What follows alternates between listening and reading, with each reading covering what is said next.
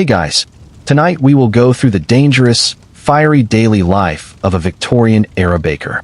Before you get comfy, go ahead and like the video and subscribe, only if you're actually enjoying it. Tell me in the comments where you're watching from and what time it is for you.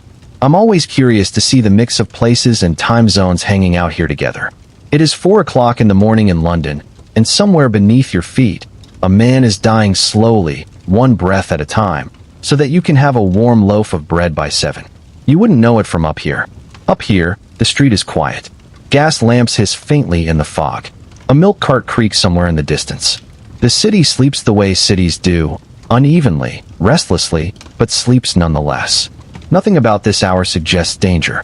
Nothing about a bakery suggests danger at all. We think of bakeries as places of warmth and comfort, of golden crusts and rising dough, of a smell so good it has become shorthand for home itself. That is the bakery we imagine. It is not the bakery that exists. Because if you were to lift a heavy iron grate set into the pavement outside almost any bread shop in Victorian London, Manchester, or Leeds, and climb down a narrow, damp staircase cut into the earth beneath the street, you would not find warmth and comfort waiting for you. You would find something closer to a mine. A low-ceilinged, brick-lined chamber, barely tall enough for a grown man to stand upright in, lit by a single tallow candle, or, if the shop was doing well, a dim gas jet flickering against soot-blackened walls. You would find air so thick with flour dust that a struck match could, and sometimes did, ignite it like gunpowder. You would find heat pouring off a brick oven large enough to bake 200 loaves at once. Heat with nowhere to go in a room with no windows, and often no proper flue. And in the middle of all of it, you would find a man, sometimes no older than 14, working half-naked in the dark, his skin slick with sweat and dusted white with flour, kneading dough with his bare forearms because gloves would slow him down, and time, in this trade, was the one thing nobody could afford to lose. This was the underground bakehouse, and for nearly a century, it was where most of Britain's bread was made.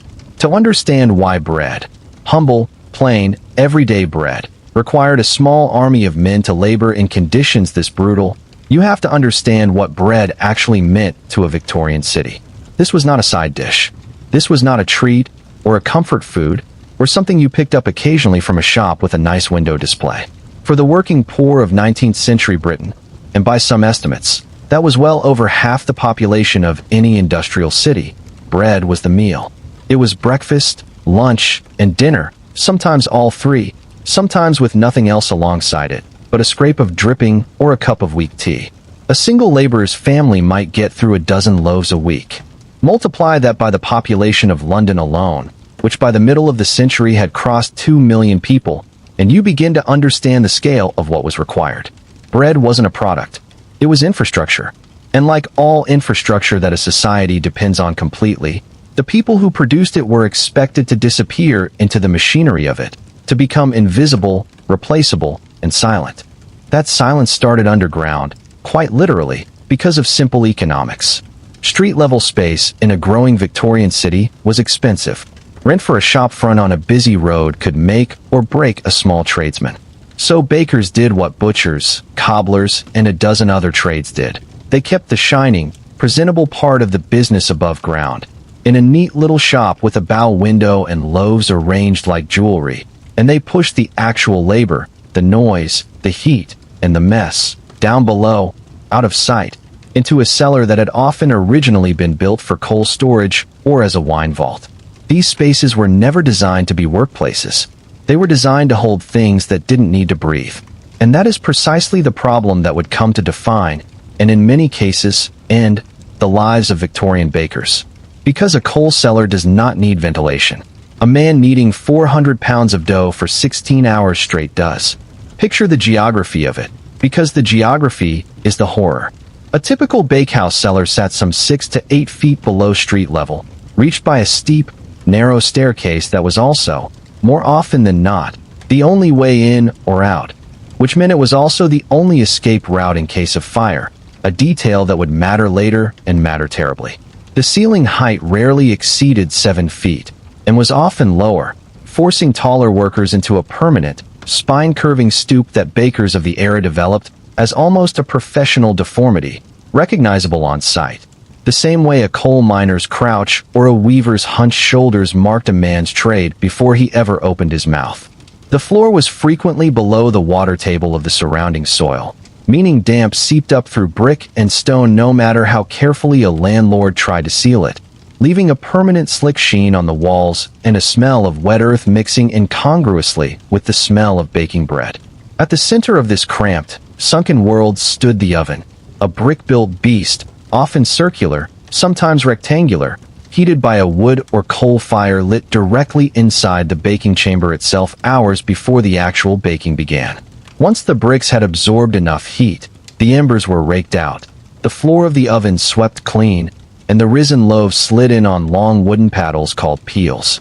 It was an efficient system in the sense that it worked, and had worked for centuries. It was also a system that turned a small, unventilated underground room into something approaching an actual furnace room for hours at a stretch, with temperatures at head height regularly climbing past 90 degrees Fahrenheit, and higher still near the oven mouth, where a baker had to stand, sometimes for an hour at a time, feeding in loaf after loaf. Now at the human bodies. A modest London bakehouse might employ a master baker, 1 or 2 journeymen, and an apprentice or 2, anywhere from 3 to 6 men working in a space that, by later factory inspection standards, would barely have qualified as adequate for 2. Add their body heat to the oven's heat. Add the moisture from proving dough, from sweat, from the damp walls. Add flour dust, kicked up constantly by kneading, sieving, and the simple act of moving around a cramped room, hanging in the air in a fine, ever-present haze that caught candlelight like a kind of grim, glowing snow. And then subtract windows. Subtract fresh air entirely, because most bakehouse cellars had, at best, a single small grating opening onto the street above, the same grating pedestrians walked over without a second thought, the same grating that let in street dust, horse manure, and rainwater far more readily than it let out heat or stale air. This was the environment in which a Victorian baker spent, by conservative estimate, 70 to 90 hours a week. Not the shop upstairs, with its clean apron and its polite exchange of coins. Down here, in the pit, in the heat, in the dark. And the work itself never really stopped, because bread does not wait for convenience. Dough has its own clock, its own chemistry, its own demands, and the entire rhythm of a baker's life bent itself around that clock rather than the other way around. Flour had to be sieved. Water had to be drawn and warmed. Dough had to be mixed by hand in enormous troughs, kneaded not for minutes, but for the better part of an hour per batch, using the whole body, forearms, shoulders, sometimes the baker's entire weight thrown against the mass of dough to work it properly. Then it had to rise, which meant waiting, but waiting that was rarely restful, because while one batch proved, another had to be started, and another loaded, and another pulled from the oven and set aside to cool before it could go upstairs to be sold. A single bakery might run this cycle 3 or 4 times through a single night, producing hundreds of loaves between roughly midnight and 7 in the morning, timed precisely so that customers could buy bread still warm from the oven at the start of their day. That timing, warm bread for breakfast, is worth sitting with for a moment, because it is the quiet, almost invisible demand that shaped everything else about this trade. Nobody wrote a law that said, bakers must work through the night. No single villain decided that men should labor from midnight until dawn in a brick oven underground. It emerged instead from something far more ordinary and far harder to fight: consumer expectation. City dwellers wanted fresh bread in the morning. Shops that could not offer it lost customers to shops that could. And so, gradually, invisibly, an entire trade organized its labor around producing something at the exact hour that made it most brutal to produce. Deep in the night, when the body wants sleep, when temperatures outside dropped and made the contrast with the oven's heat even more punishing, when a tired man's judgment slipped in his hands, moving mechanically through their 200th loaf of the shift, grew careless around fire, blades, and boiling water. We will return to what that carelessness cost, in bodies and in burns, in the chapters ahead. But for now, in this first descent into the bakehouse, what matters most is simply this: the danger of a Victorian baker's life did not come from any single dramatic event. It was not one collapsing roof, one explosion, one moment of catastrophe that historians can point to and say, "There, that is where it went wrong." It came instead from the ordinary architecture of the job itself, from a cellar too low, a room too sealed, a schedule too relentless, repeated night after night, year after year, until the human body simply could not sustain it any longer. Contemporary observers who ventured down into these bakehouses, and a number did, doctors, journalists, government inspectors sent to investigate working conditions across British trades, consistently described the same sensation on first entering: a wall of heat, a thickness to the air that made breathing feel effortful even before any physical labor began, and an almost suffocating combination of smells: yeast, sweat, damp brick, and beneath it all, faintly, the smell of the sewer or drain that many of these cellars sat uncomfortably close to. One inspector, sent to survey bakehouses in the 1850s as part of a broader look at unsanitary trades, noted that in some cellars a grown man could not stand fully upright anywhere in the room except directly beneath the single ventilation grate, and that the workers had grown so accustomed to stooping that they moved through the space almost like miners moving through a low seam, economical, practiced, unbothered by a posture that would have crippled an outsider within the hour. And crucially, this was not a hidden trade. It was not some shameful, secret industry that Victorian society pretended not to know about. Everyone ate bread. Everyone walked past bakery shops daily, smelled that warm, inviting scent drifting up through street gratings, and thought little more of it than we might today when we smell coffee from a cafe we're passing. The visibility of the product and the invisibility of its production existed side by side, comfortably, for decades, because the people making that product were, socially speaking, beneath notice. Journeyman bakers were poor. Apprentices were often orphans or the children of families too large and too poor to feed another mouth, sent into the trade at 12 or 13 years old, not because it offered opportunity, but because a master baker's willingness to provide food and a place to sleep, however grim, was itself a kind of mercy compared to the alternatives. This is, in many ways, the quiet cruelty at the heart of the story we are about to tell across the chapters ahead. It is not a story of villains twirling mustaches, plotting harm. It is a story of a system, economic, social, architectural, that simply did not consider certain lives worth the cost of comfort, safety, or even basic ventilation. The bakers who died young, who developed crippling lung disease in their 30s, who lost fingers to dough mixing machines, or suffered horrific burns from oven accidents, were not casualties of malice. They were casualties of indifference, which in its own way is so much harder to fight, because indifference doesn't announce itself. It doesn't draw attention. It simply persists, invisibly, beneath the street, while life goes on as normal just a few feet above. By the time you finish your morning toast today, somewhere in the world, someone baked that bread for you in conditions you will never see and rarely think about. In Victorian Britain, that someone was, more often than you'd like to imagine, a boy of 14, stooped double in a brick cellar, lungs slowly filling with flour dust, sweating through a 16-hour night so that by 7 o'clock, a warm loaf could sit in a clean shop window as though it had simply appeared there, effortlessly, the way bread always seems to. It hadn't. And in the chapters that follow, we are going to climb back down that staircase and stay a while longer to understand exactly what that labor cost. One lung, one loaf, one poisoned ingredient at a time. There is a particular kind of death that doesn't announce itself with a single terrible moment. It doesn't come as an explosion, or a fall, or a fire. It comes instead as a cough that never quite goes away.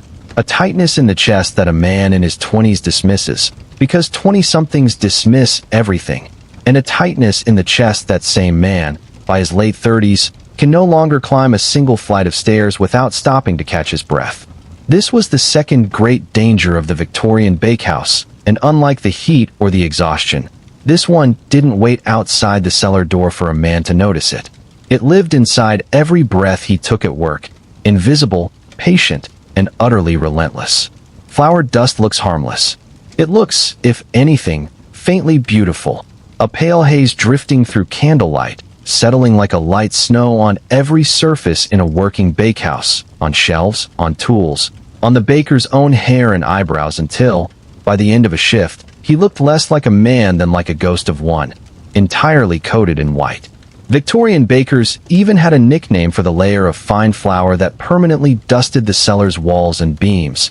Some called it simply the flour, as though it were part of the room's architecture rather than an occupational hazard, which in a sense, tragically, it had become.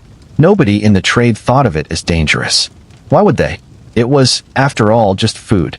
The same substance that fed the city was surely no threat to the men who handled it. But breathing something and eating something are not the same act, and the lungs do not process flour the way a stomach does. Every time a baker sieved flour into a trough, every time he tossed a fresh handful across a work surface to keep dough from sticking, every time dry ingredients were poured, mixed, or disturbed in any way in a sealed, unventilated cellar, a fine cloud of particles rose into the air and stayed there, suspended, for the men to breathe in, over and over, hour after hour, shift after shift, for years on end. In a well-ventilated space, dust like this would clear relatively quickly, carried away and diluted by fresh air. But in a Victorian bakehouse, with its single small grating for ventilation and its low, sealed ceiling, that dust had nowhere to go. It simply accumulated, breath after breath, in the one place a body cannot easily clean itself, deep inside the lungs. Doctors of the era, when they began paying closer attention to bakers as an occupational group, started to notice a pattern that repeated itself with grim consistency across the trade. Bakers, as a profession, seemed to suffer from chronic respiratory illness at rates dramatically higher than most other workers, including trades that on the surface seemed far more physically dangerous. They developed persistent coughs that never fully resolved, even during periods away from work. They wheezed. Their chests grew tight in a way that worsened, year over year, in a slow and unmistakable decline. Some developed what physicians of the time broadly categorized under labels like bronchitis or asthma, terms that, in the 19th century, function more as descriptions of symptoms than as precise diagnoses in the modern sense. We now understand, with the benefit of over a century of occupational medicine, that what these men were very likely suffering from included a cluster of related conditions. Chronic bronchitis brought on by sustained irritation of the airways, occupational asthma triggered by repeated allergen exposure, and in some cases a more specific reaction now recognized in modern medicine as Baker's lung, an inflammatory condition of the lung tissue caused by prolonged inhalation of flour dust, and the mold spores it commonly carried, particularly in flour that had been stored in damp conditions, which, given the state of most bakehouse cellars, was almost unavoidable. It's worth pausing here to understand what flour dust actually does inside a human lung, because the mechanism is what makes this danger so insidious. The lungs are, in a very real sense, built to keep foreign particles out. The airways are lined with tiny hair-like structures and a thin layer of mucus specifically designed to trap dust, pollen, and other debris before it can reach the delicate tissue deep inside the chest where oxygen actually passes into the bloodstream. This system works reasonably well against occasional, low-level exposure.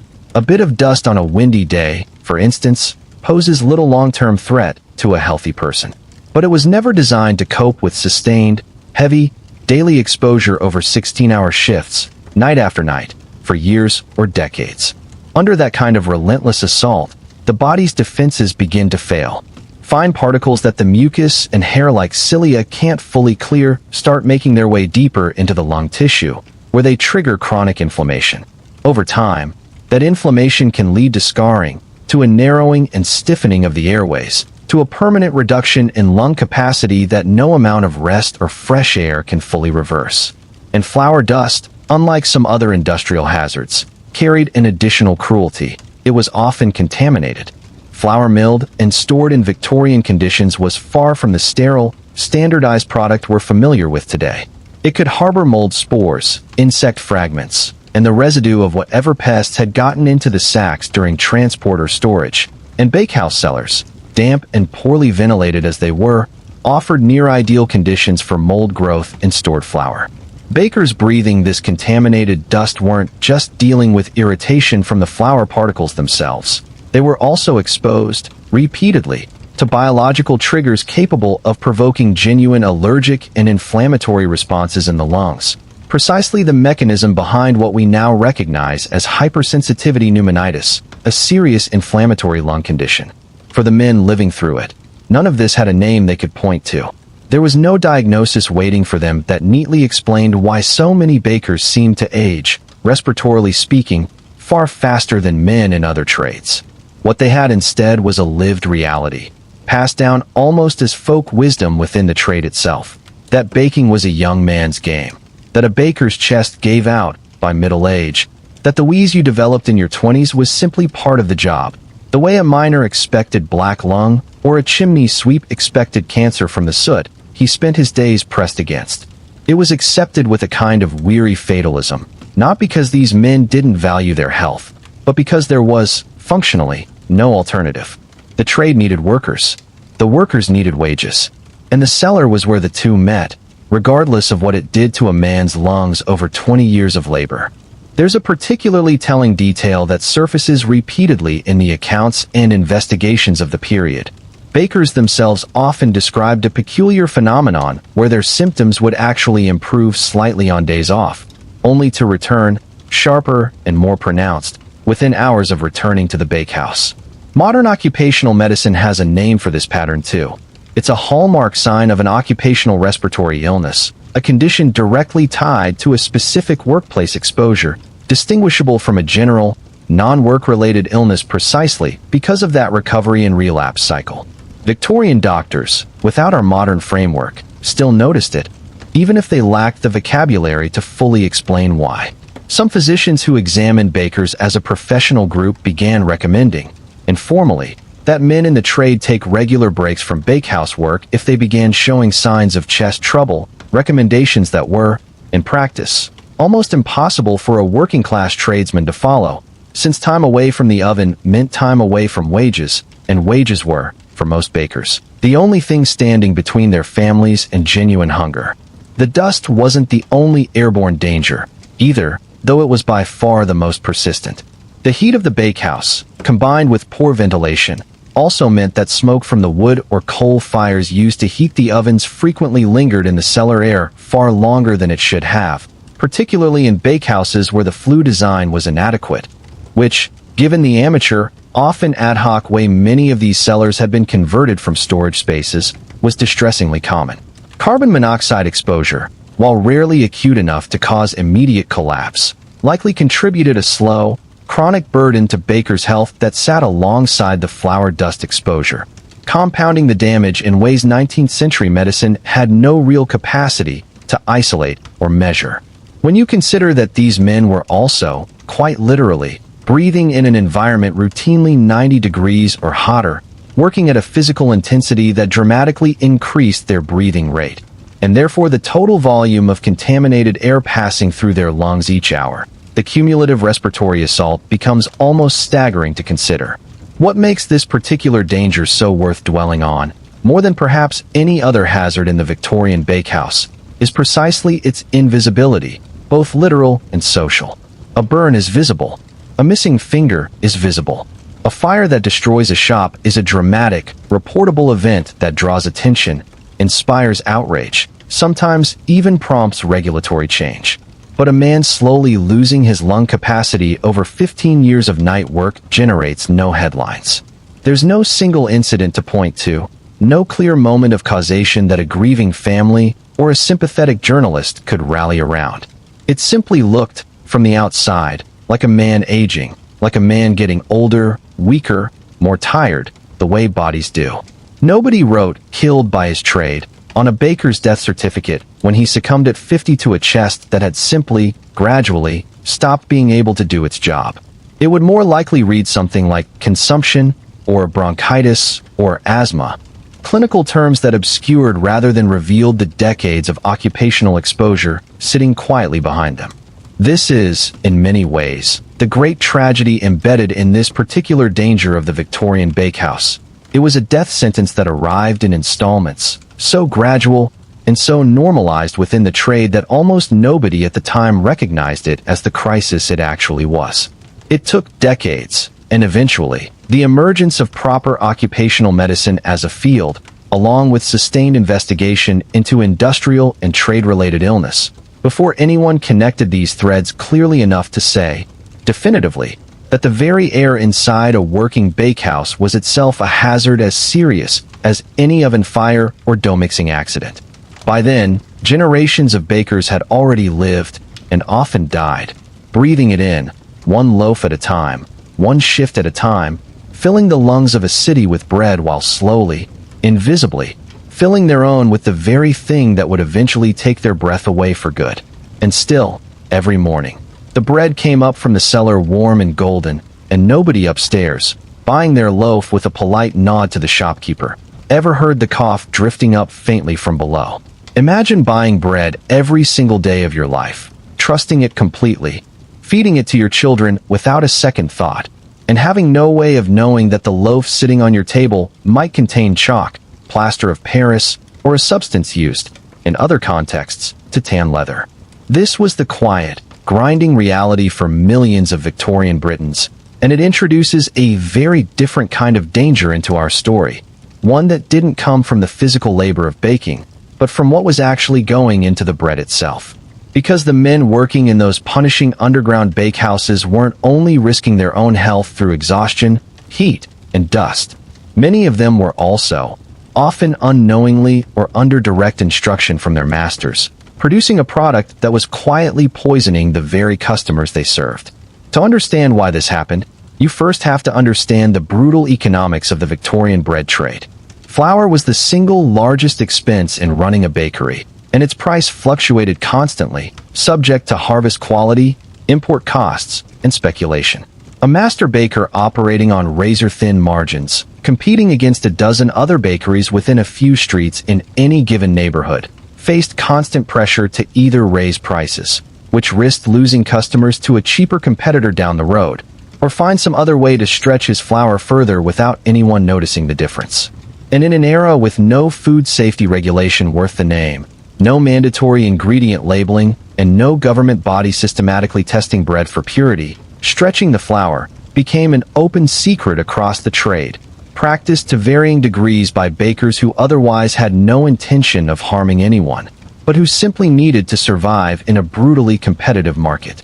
The most common adulterant, and the one most closely associated with Victorian bread scandals, was alum, a chemical compound, potassium aluminum sulfate, that had a remarkable and, for bakers, extremely useful property. It made bread whiter. This mattered enormously to Victorian consumers, because whiteness in bread had become, somewhat irrationally, but very powerfully, associated with quality and purity. White bread was seen as refined, respectable, aspirational. The bread of the middle classes, as opposed to the coarser, darker, wholemeal bread associated with poverty and rural simplicity.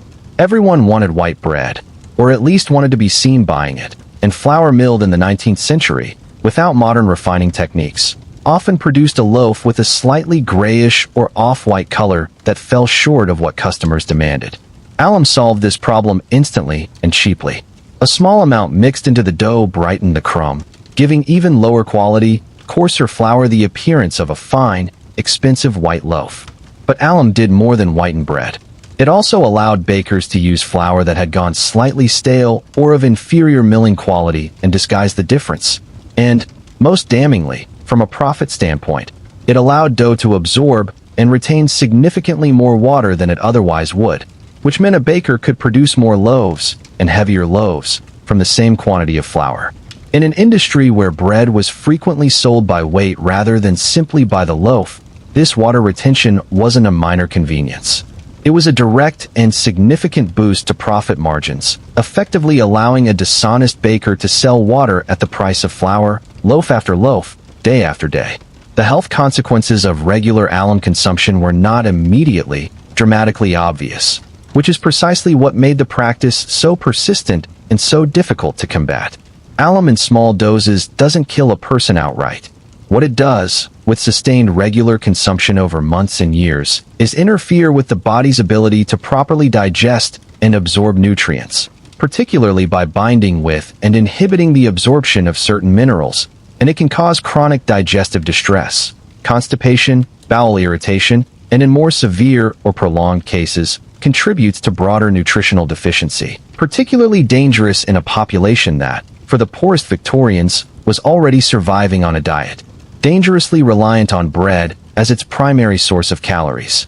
For children especially, children whose bodies were still developing, and who, in poor households, might be eating bread adulterated with alum at nearly every meal. The cumulative effect on growth, digestion, and general health could be significant, even if no single loaf could be pointed to as the direct cause of any particular illness.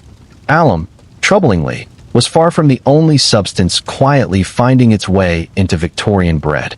Investigations and exposés throughout the middle decades of the 19th century revealed a genuinely alarming range of adulterants circulating through the trade, driven by the same relentless economic pressure.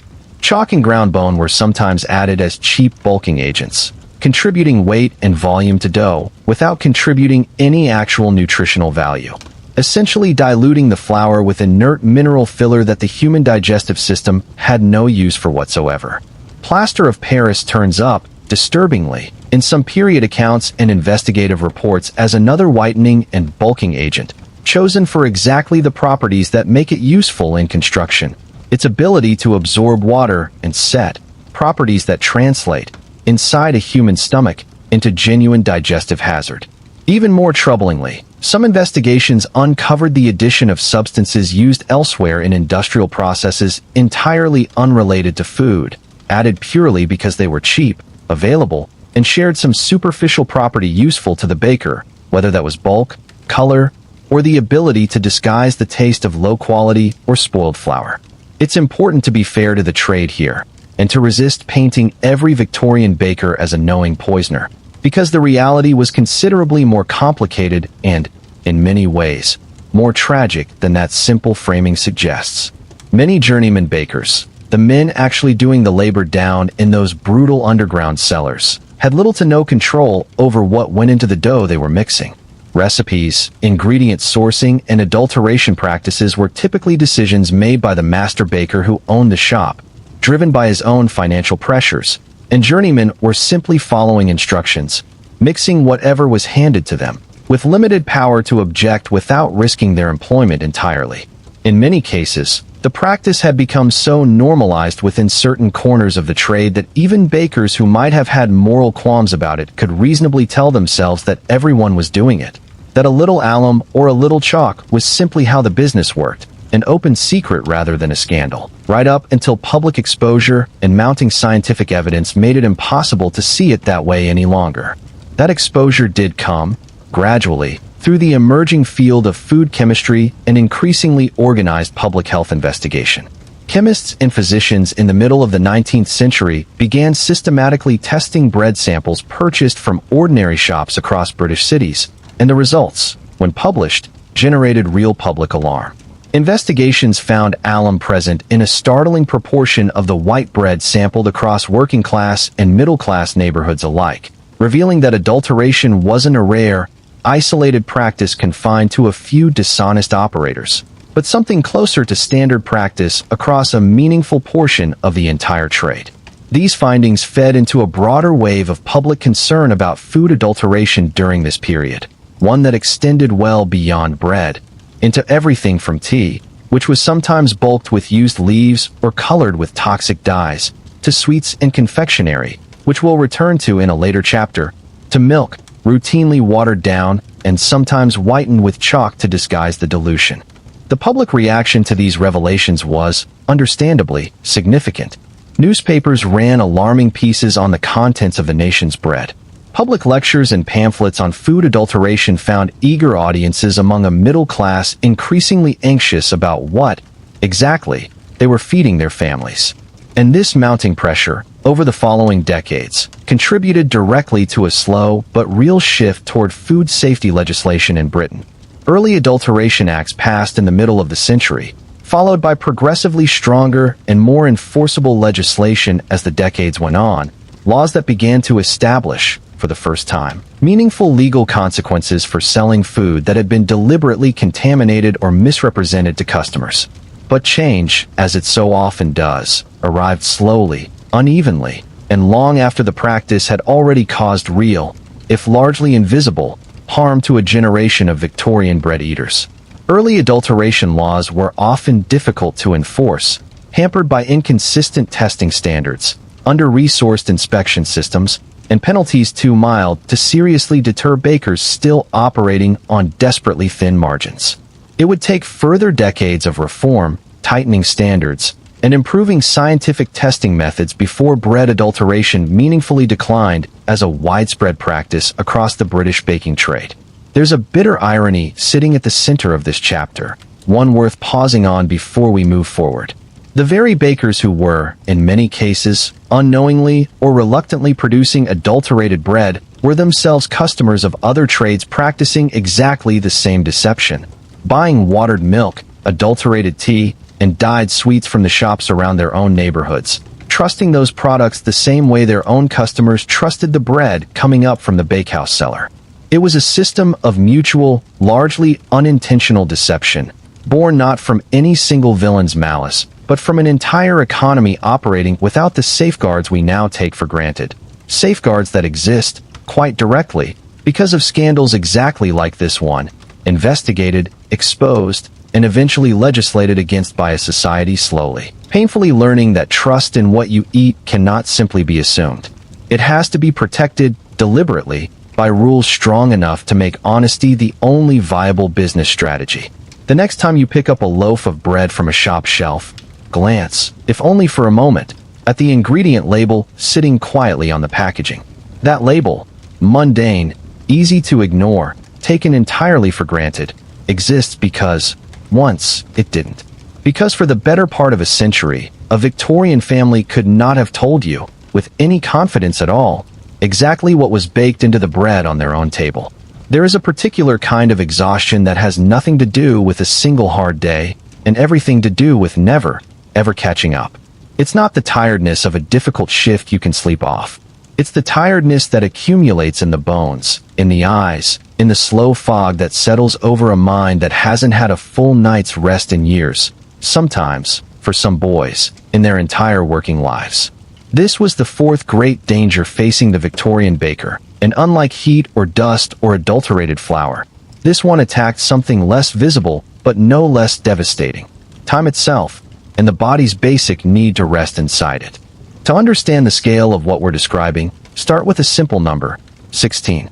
That was, by conservative estimate drawn from period investigations into the trade, the average length of a working day for a journeyman baker in mid-Victorian Britain, and 16 hours was often the floor, not the ceiling. Some accounts from the period describe shifts stretching to 18, even 20 hours during particularly busy periods, such as the days leading up to major holidays when demand for bread, cakes, and festive baked goods surged dramatically. And these were not 16 hours of occasional, intermittent labor with rest breaks woven throughout. This was 16 hours of continuous, physically demanding work, kneading, lifting, tending fires, hauling sacks of flour that could weigh well over 100 pounds each, all performed in that same brutal underground heat we've already spent 2 chapters describing. Now layer onto that the timing. Because bread needed to be fresh and warm by the time customers arrived in the morning, the baker's working day was inverted entirely from the rhythm the rest of society lived by. A typical shift began not at dawn, as you might reasonably assume, but well before it, often around 11 o'clock at night, sometimes even earlier, and continued through until mid-morning the following day.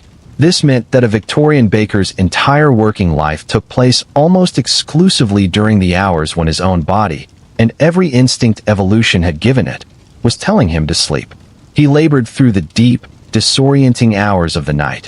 1, 2, 3 in the morning, the hours during which human alertness, concentration, and physical coordination naturally bottom out, when the body's internal clock is fighting, quite literally, against consciousness itself. We understand today, through decades of research into circadian rhythms and sleep science, exactly why this kind of schedule is so uniquely damaging, knowledge that simply didn't exist in any formal sense in the 19th century, though the men living through it certainly understood the effects, even without the vocabulary to explain them. The human body operates on an internal clock, calibrated over hundreds of thousands of years of evolution, to to align sleep and wakefulness with the rising and setting of the sun. Fighting that clock consistently, night after night, doesn't simply make a person feel tired in the way a single sleepless night might. It disrupts the production of essential hormones, damages the body's ability to regulate temperature and digestion properly, weakens immune function, and, critically for men doing physically dangerous work around fire, boiling water, and sharp tools, significantly impairs reaction time, judgment, and coordination. Victorian bakers, of course, didn't need a laboratory to tell them this. They lived it, and they described it, in the handful of accounts and testimonies from the period that have survived. Men spoke of a persistent, bone-deep exhaustion that no amount of daytime sleep seemed to fully resolve, because daytime sleep, taken in a household bustling with the ordinary noise of family life, street traffic, and daylight itself streaming through whatever thin curtains a poor family could afford, was never as restorative as a full night's rest taken in genuine darkness and quiet. Some bakers described a kind of persistent mental fog that settled over them by the later years of their career, difficulty concentrating, irritability, a sense of being perpetually behind, perpetually catching up on rest that never actually arrived. This wasn't laziness or weakness of character, whatever unsympathetic observers of the era might have assumed. It was, in the most literal physiological sense, a body being systematically denied something it could not function without. And the youngest workers in this system, the apprentices, often boys as young as 12 or 13, bore this burden in particularly cruel fashion because they were not merely adults working an inverted schedule. They were children whose bodies and brains were still developing, subjected to a level of sleep deprivation and physical exhaustion that we would today recognize immediately, and without hesitation, as a serious form of child endangerment. Apprenticeship in the baking trade followed a well-established pattern across 19th century Britain. A boy, typically from a poor family unable to support him, or an orphan with no family at all, would be bound by legal contract, an indenture, to a master baker for a period of several years, often 5 to 7, during which the master was obligated to provide food, lodging, and instruction in the trade, and the boy was obligated, in turn, to work for that master, essentially unpaid, beyond his basic keep for the full duration of the contract. In theory, this system offered these boys something valuable, a trade, a skill, a path toward eventual independence. The physical toll this exacted on young, still developing bodies is difficult to overstate. Growth itself requires sleep, a fact modern pediatric medicine confirms unambiguously, since the majority of growth hormone release in children and adolescents occurs during deep sleep phases that chronically sleep-deprived apprentices were routinely denied.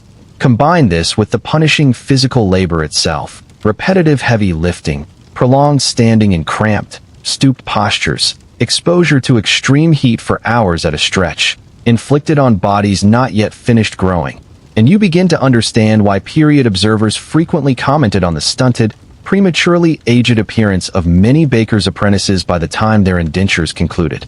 Boys who had entered the trade at 12, described by relatives or acquaintances as healthy, ordinary children, often emerged from their apprenticeship years later visibly marked by the experience. Shorter than their peers who'd entered other, less punishing trades, permanently stooped from years of cramped cellar posture, and carrying the early signs of the same chronic respiratory illness we explored in the previous chapter, already beginning its slow, decades-long progression before these young men had even reached full adulthood. There's a particular cruelty, too, in what this schedule did to a baker's broader social and family life, one that period accounts touch on with a kind of weary resignation. A man working essentially every night, sleeping through most of the day, existed in a kind of permanent social isolation from the ordinary rhythms of family and community life around him. He was, in a very real sense, out of sync with his own household, asleep when his children left for whatever work or schooling they had, asleep when his wife conducted the ordinary business of running a household, present, physically, for only a narrow window of overlapping wakefulness each day, if the exhausting demands of the trade even permitted that much. Marriages and family relationships within the baking trade operated under a strain that men in more conventionally scheduled work simply didn't face, not from any lack of care or commitment, but from the simple, relentless mathematics of a schedule that left almost no room for anything except work and the barest minimum of recovery from it. It's worth noting, too, that this grinding schedule wasn't merely a hardship bakers endured stoically in isolation. It became, over the middle and later decades of the 19th century, a genuine point of organized grievance and early labor activism within the trade. A thread will follow more closely in a later chapter covering the broader reform movement, but worth flagging here because it underscores just how widely recognized, even at the time, the night work schedule was as a genuine and serious harm, rather than simply an unfortunate but unavoidable feature of the job. Journeyman bakers, when they began organizing collectively to advocate for better conditions, consistently placed night work, not wages, not even the dust or the heat, though those featured too, near the very top of their list of grievances, because it was the schedule itself, more than almost anything else about the trade, that they identified as the thing slowly destroying their health, their family lives, and in many cases, their sanity. Reformers and physicians sympathetic to the bakers' cause began, gradually, to make the medical case publicly too, arguing that the practice of baking through the night served no genuine practical necessity. Bread could, they pointed out, be baked during more conventional daytime hours and still be reasonably fresh for customers, if the trade's habits and customer expectations could simply be shifted. This argument, reasonable as it sounds to modern ears, faced enormous inertia. An entire industry and an entire customer base had built their expectations around fresh, warm bread appearing at the start of the day and shifting that expectation, asking Victorian Britain to accept slightly less fresh bread in exchange for the health of the men baking it, proved to be one of the slowest, most contested reforms of the entire campaign to improve conditions in the trade, one that would ultimately require direct legislative intervention, which we'll examine in detail in Chapter 9, before night baking finally began its long, gradual decline. For now, though, picture again that same scene we opened this story with. For 1:00 in the morning, the street above quiet and dark, the city sleeping the uneven sleep of any large urban place.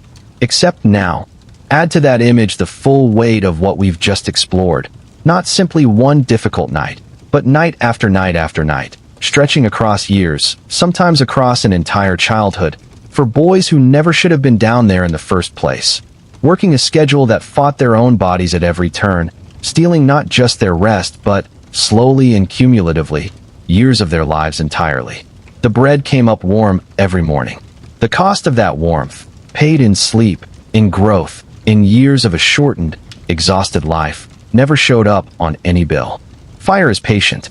It waits for exhaustion, for a moment of carelessness, for the split-second lapse of a man who has been awake for 14 hours straight and reaching, for the 400th time that night, into an oven mouth glowing with heat fierce enough to bake bread in minutes.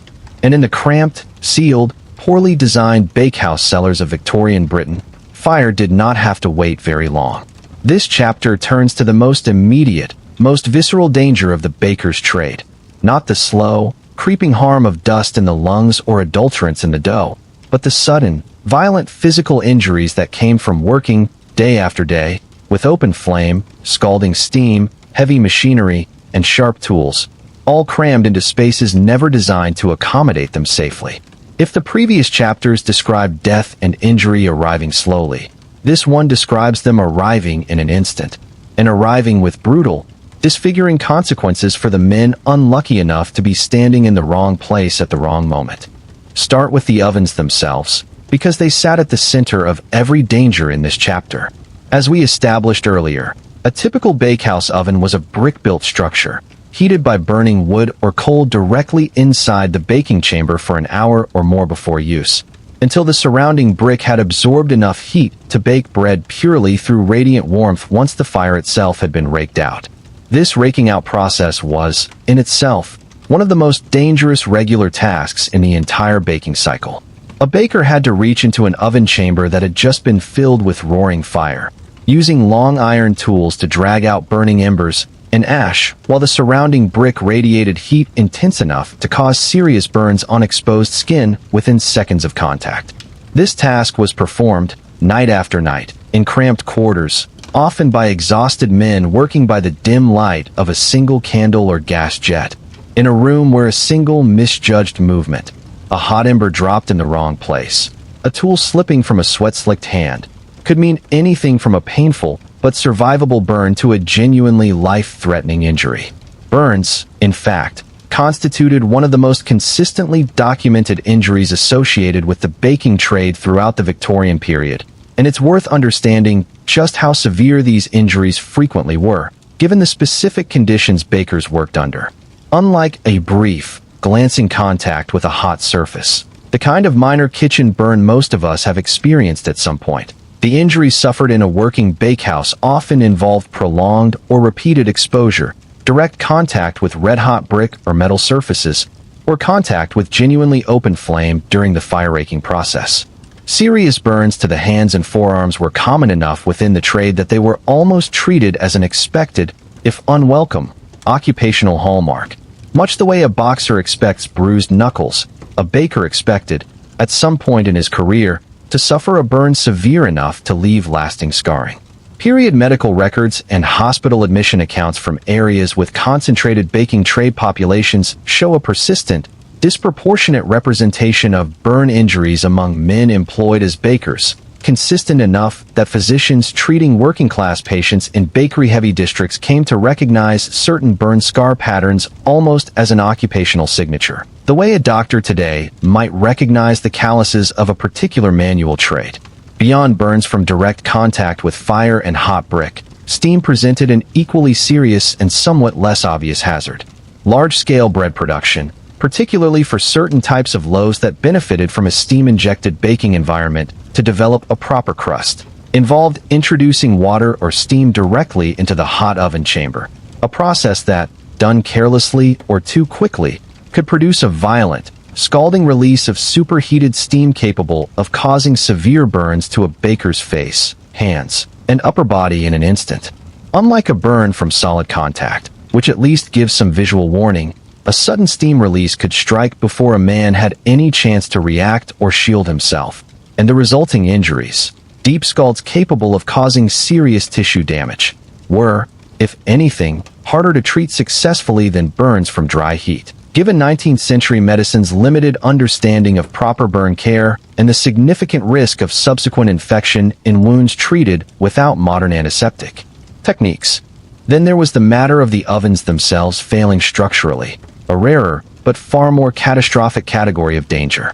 Bakehouse ovens, built and maintained often by the bakers themselves or by local bricklayers without specialized training in oven construction, were subject to structural stress from the repeated, intense heating and cooling cycles inherent to daily use.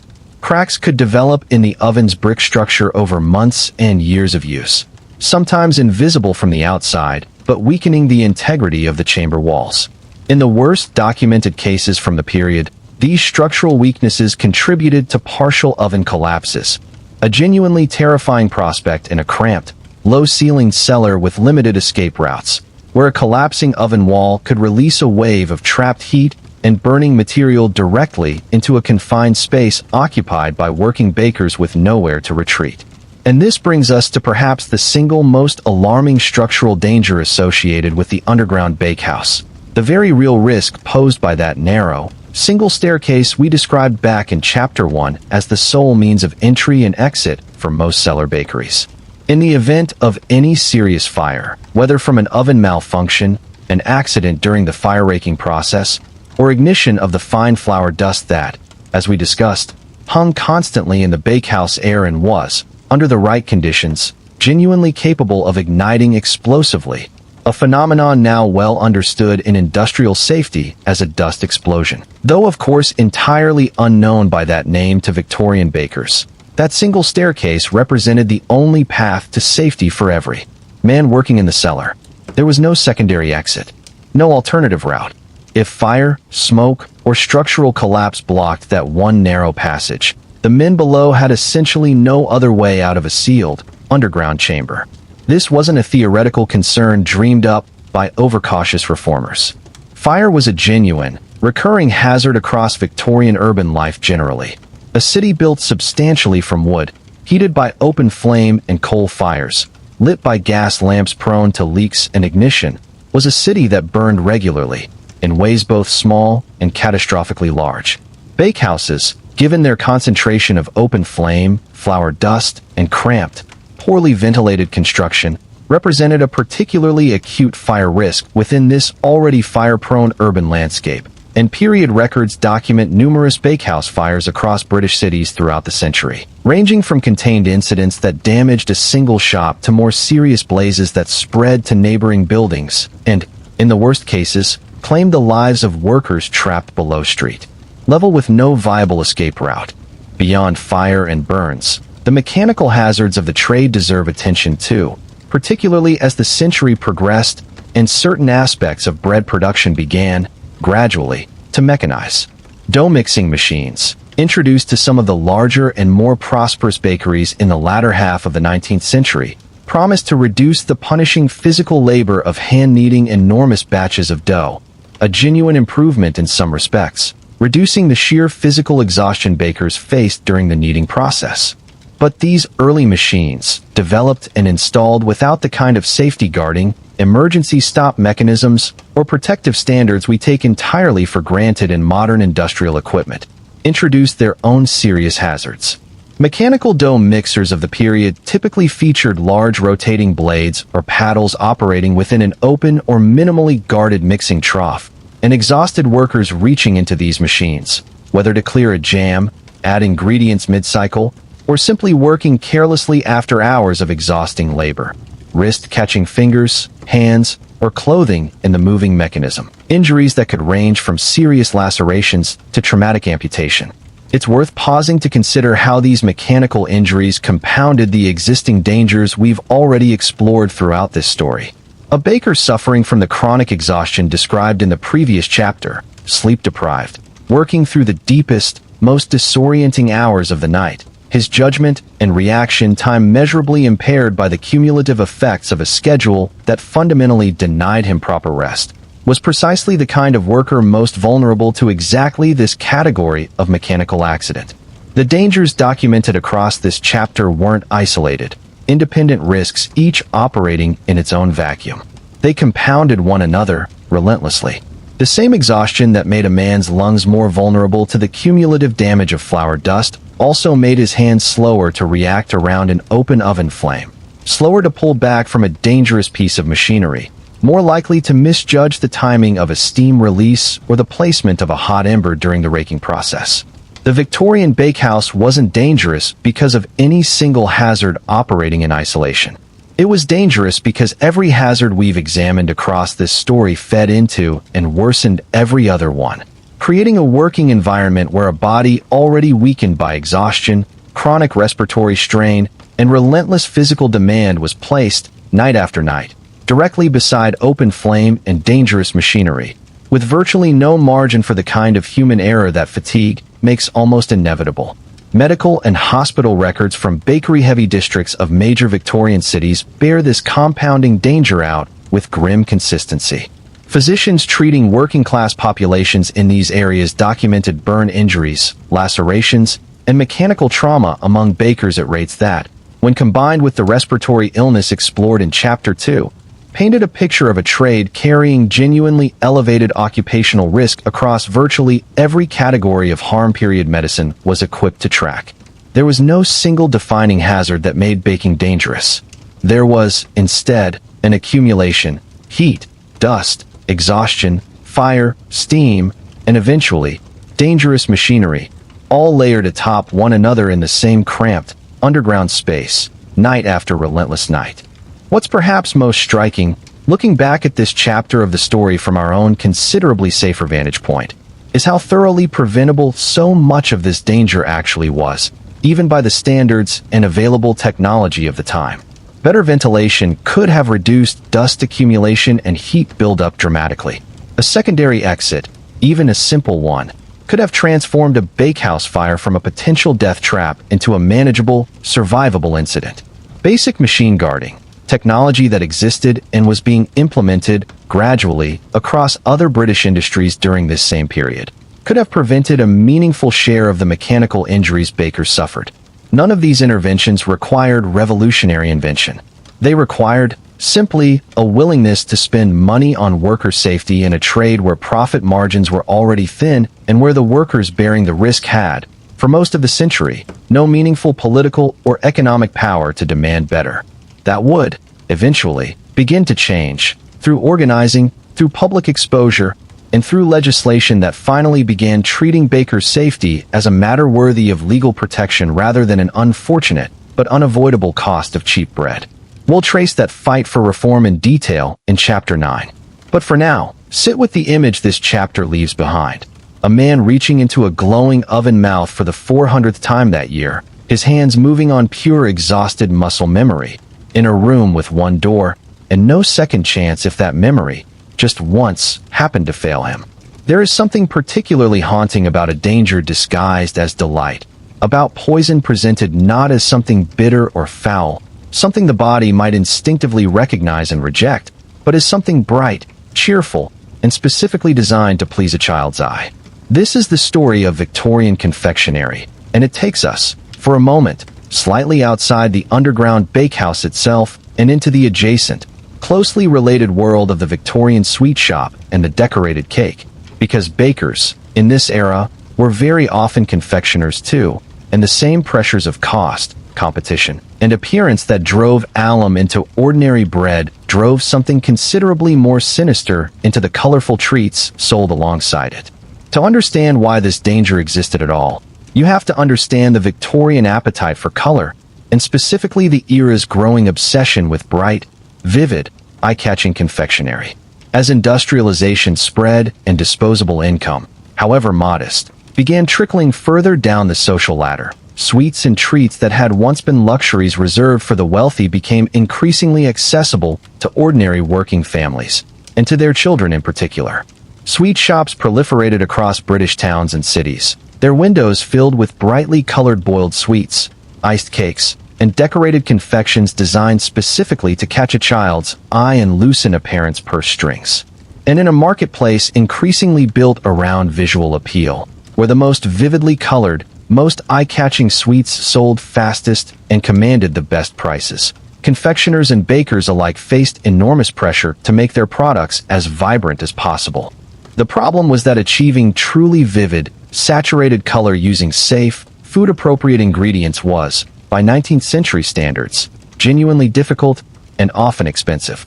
Natural food dyes derived from plants, insects, or minerals existed, but they tended to be muted, unstable, prone to fading, and considerably more costly than the alternative that gradually crept into common use across the trade: industrial and mineral pigments, originally developed and manufactured for entirely different purposes, for dyeing textiles, for coloring paint, for use in wallpaper production, repurposed, with little to no thought given to their safety for human consumption, simply because they produced brilliant, cheap, stable color. And some of the most vivid, most desirable colors in the Victorian palette came from substances we now recognize immediately as seriously toxic. Vivid greens, among the most prized and visually striking colors in confectionery and decorative baking of the period, were frequently achieved using copper-based and arsenic-based compounds, pigments developed originally for industrial and decorative applications, chemically capable of producing an intensity of green color that natural, food-safe alternatives simply couldn't match. Brilliant yellows sometimes relied on lead-based compounds, chosen for exactly the same reasons: vividness, stability, low cost, with equally little regard for what happened when that pigment was ingested rather than simply admired on a painted surface or a bolt of dyed fabric. The specific danger of arsenic-based green pigments deserves particular attention here, because this substance and its use in Victorian consumer products more broadly became one of the defining public health scandals of the era, one that extended well beyond confectionery into wallpaper, clothing dye, and a startling range of everyday household items. Arsenic compounds were, at the time, relatively cheap and widely available, a byproduct of certain industrial and mining processes that manufacturers had strong economic incentive to find uses for rather than dispose of as waste.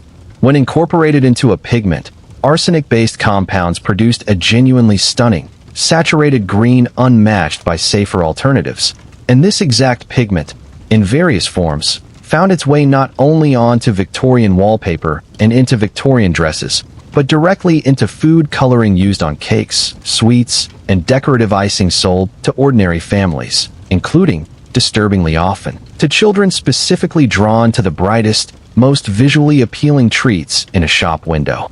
The physiological effects of arsenic exposure, even at the relatively low doses likely delivered through occasional consumption of brightly colored confectionery, are serious, and the danger compounds significantly with repeated exposure over time.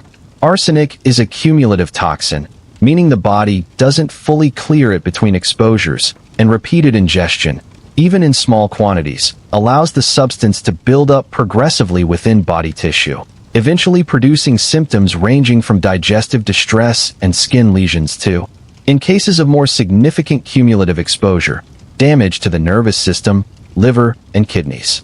For a child regularly treated to brightly colored sweets, and Victorian children, like children in every era, gravitated naturally toward the most visually exciting options available. The cumulative exposure over months and years of childhood could represent a genuinely serious, ongoing health hazard, one operating entirely below the threshold of obvious, immediately attributable acute poisoning, which made it, much like the alum in ordinary bread discussed in Chapter 3, both harder to detect and considerably easier for the trade to continue practicing without immediate consequence. It's worth noting that public awareness of the dangers specifically associated with arsenic-based green pigments did grow substantially over the course of the 19th century, driven in large part by a series of widely publicized cases involving arsenic poisoning linked to green wallpaper, green dress fabric, and eventually, green-tinted food products. These cases, some involving serious illness and occasionally fatality, generated genuine public alarm and contributed to growing scientific and medical scrutiny of arsenic-based pigments across every consumer application, food included. Chemists and public health investigators of the period, building on the same broader wave of food adulteration concern discussed in Chapter 3, began specifically testing colored confectionery and decorated baked goods for the presence of toxic mineral pigments, and their findings, much like the alum investigations before them, revealed a troubling pattern. Toxic coloring agents present across a meaningful share of the vividly colored sweets and cakes being sold to ordinary British families. Sold without any warning, without any indication whatsoever to the purchasing parent that the vivid green icing decorating their child's treat carried within it a genuine, cumulative health risk. Lead-based yellow pigments carried their own serious, well-documented dangers, distinct from, but in some respects equally troubling, as the arsenic issue. Lead is, as we now understand comprehensively through more than a century of subsequent toxicological research, a potent neurotoxin, particularly damaging to the developing nervous systems of children, capable of causing serious, often irreversible harm to cognitive development, behavior, and long-term neurological function even at exposure levels that produce no immediately obvious acute symptoms. A Victorian child regularly consuming lead-tinted confectionery was, in effect, subject to a slow, cumulative neurological assault occurring entirely without any dramatic, attributable moment of harm. No single incident a worried parent could point to, simply a steady, invisible accumulation of a substance we now know causes measurable, lasting damage to the developing brain. The economics driving this practice mirror, in almost every respect, the economics we explored around bread adulteration in Chapter 3. Relentless competitive pressure within the confectionery and baking trade, combined with a complete absence of meaningful regulatory oversight or mandatory ingredient disclosure, created an environment where the cheapest, most visually effective option frequently won out over safer, but more expensive or less vivid alternatives, regardless of the invisible cost being quietly passed on to the customer, and particularly to the children forming the primary market for brightly colored sweets. A confectioner or baker using natural, food-safe coloring agents found himself at a genuine competitive disadvantage against rivals willing to use cheaper, more vivid toxic pigments, producing treats that simply looked more appealing sitting in a shop window. And in a trade where visual appeal directly drove sales, this pressure proved, for a considerable portion of the century, more powerful than whatever vague, poorly understood safety concerns might have existed around these substances. It's also worth noting the particular cruelty embedded in exactly which segment of the population bore the brunt of this specific danger. While adulterated bread affected virtually the entire British population, given how universally bread featured in the national diet, brightly colored confectionery occupied a slightly different social position. A treat, an indulgence, something purchased specifically as a small pleasure, often for children, often by parents scraping together whatever modest spare income they had to provide their family with a small, affordable joy. There's something particularly bitter about the fact that this specific act of parental care and affection, buying a child a bright, cheerful sweet as a treat, became, unknowingly, a vector for exactly the kind of slow, cumulative poisoning we've spent this chapter describing. Public pressure and mounting scientific evidence eventually did produce meaningful change, though as with the broader food adulteration reforms discussed in Chapter 3, that change arrived gradually, incrementally, and considerably later than we might wish looking back at the scale of harm involved. Growing public awareness of the specific dangers associated with arsenic and lead-based pigments, fed by ongoing scientific investigation and periodic scandals that captured public attention, gradually pushed both public opinion and eventually formal regulation toward restricting or banning the use of these substances in food coloring applications. Part of the broader wave of food safety legislation that extended over the second half of the 19th century and into the early 20th, into progressively tighter and more comprehensive standards governing what could and could not be legally added to food sold to the British public. What makes this particular chapter of our story worth dwelling on, alongside the broader thread of adulteration explored earlier, is how clearly it illustrates a pattern that recurs throughout this entire history. Danger, in the Victorian baking and confectionery trade, rarely announced itself. It didn't arrive as an obvious hazard that any reasonable person would immediately recognize and avoid. It arrived instead disguised as convenience, as visual appeal, as the ordinary, cheerful color of a child's favorite treat, hidden inside exactly the products that were supposed to represent small moments of pleasure and comfort in an otherwise difficult, demanding era. The same trade capable of producing bread nourishing enough to sustain the working poor through brutal industrial labor was also, simultaneously and largely unknowingly on the part of most individual workers involved, capable of quietly poisoning the children reaching eagerly for its brightest, most inviting treats. Beneath the polished shop windows and neatly arranged loaves of Victorian Britain's bakery storefronts existed a world the paying customer never saw, and would very likely never have willingly purchased bread from had they seen it. A world of damp brick, standing water, vermin, and, in a distressing number of documented cases, direct proximity to the very sewage and waste systems that Victorian cities were, throughout this period, still desperately struggling to properly manage. This chapter turns to a danger somewhat different in character from those we've explored so far. Not the direct physical harm suffered by the bakers themselves, though that certainly featured here too, but the broader public health hazard created by the fundamentally unsanitary conditions in which so much of the nation's bread was actually produced. A hazard that extended outward from the bakehouse cellar to touch every single customer who ever purchased a loaf without the faintest idea of the conditions it had emerged from. We've already established, across earlier chapters, the basic physical geography of the underground bakehouse, a cramped, damp, poorly ventilated cellar, often converted from spaces never intended for food production, sitting below street level and frequently below the local water table as well. This basic architectural reality created, almost inevitably, conditions genuinely conducive to the kind of vermin infestation that any modern food safety inspector would immediately flag as an urgent, disqualifying hazard. Rats and mice, drawn by the constant presence of flour, grain, and other food materials, along with the warmth radiating from the bakehouse ovens during a Victorian winter, found underground bakeries to be genuinely attractive habitat. Warm, dark, food-rich environments offering considerably better shelter than the cold, exposed conditions these animals faced in the streets and sewers above.